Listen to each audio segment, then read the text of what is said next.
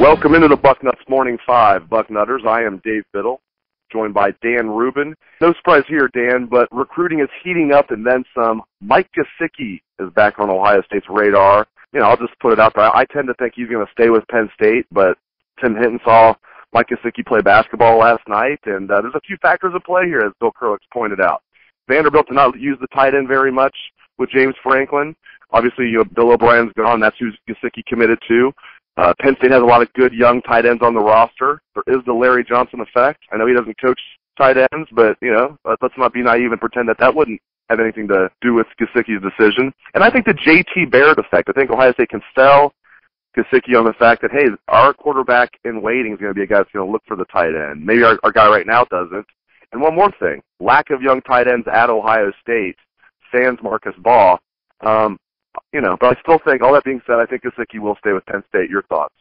Yeah, I think you pretty much nailed it, Dave. I guess it's possible they could flip him, but just everything that I've read, I don't get that flip vibe. I could be wrong, but I just don't get a great vibe on it right now. Darius Slade, you get a good vibe on him, the defensive end from New Jersey. Very interesting case here, originally committed to Nebraska. What's your thoughts on Darius Slade and Ohio State giving him a scholarship offer yesterday? Yeah, we talked about this off the air. There's always a few names every year that, you know, you just don't see coming. Brady Taylor, I think there were some signs on the radar from people. The Darius Slade one comes out of left field completely. He originally made his decision. He chose Nebraska over Michigan State. My understanding is he's kind of your athletic, raw pass rusher type. Maybe Larry Johnson had an eye for this guy. We'll certainly get the scoop on this, but it's possible Johnson came in and said this is a guy we should go after. Not sure it's that because Penn State wasn't really in the mix for him first time around, even though he had an offer out there. But I do like the fact that if they're going to gamble on someone, they're gambling on a high upside pass rusher, and you really just can't have enough of those. Unfortunately, let's talk some hoops. Ohio State mired in its first 3-game losing streak in 5 years. That's really a credit to Thad Matta. You play in the toughest basketball conference in the country. This is your first 3-game losing streak in 5 years.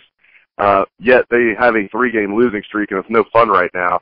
And I really thought they would take care of business at Minnesota. I've been impressed with Richard Pitino, but you know, I thought Ohio State would go in there, you know, eye of the tiger after a 2-game losing streak. And losing to Michigan State in overtime in the Breslin Center is almost like a moral victory. I mean, that's nothing to hang your head about. But Iowa took them to the cleaners in Columbus. But, Dan, I've said this all year. This is no mystery to anybody who's watched this team. Everybody's been saying this. This team has a terrible, terrible offense. They have LaQuinton Ross, and, you know, he's even hot and cold. There's the saying, defense wins championships. That's in football, not in basketball. Yeah. Sweet 16 at best is what I see here.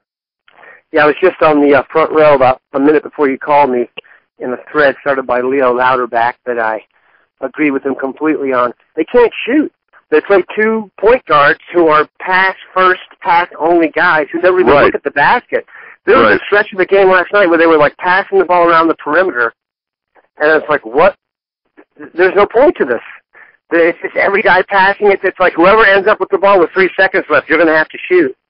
The only guy I see on the team, I mean, Ross can score, but like you said earlier, he's an inconsistent scorer.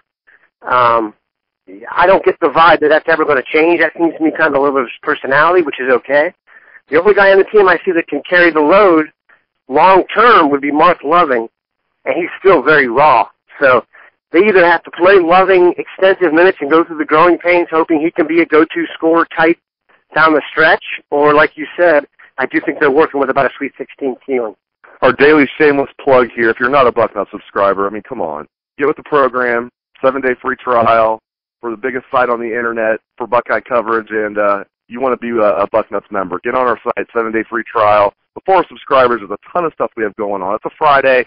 It's not the weekend yet. Not that we take weekends off anyway, but I know the boarding house, Dan, we're going to have some excellent stuff in there. Tell our subscribers what's in store with Bucknuts today. Yeah, the boarding house will have more on the soap opera that is Luke Fickell. I know people have been following that steadfastly. That'll be in there. We're going to have Ask the Staff here in about, if you're listening to this right after we post it, this should be up in about a half an hour. That's, we used to have that on Wednesdays. Now we've moved that to Friday morning during the off season because it's just a better fit for the staff and for getting stuff out to subscribers. I'll have my column later today, and then, things should be good.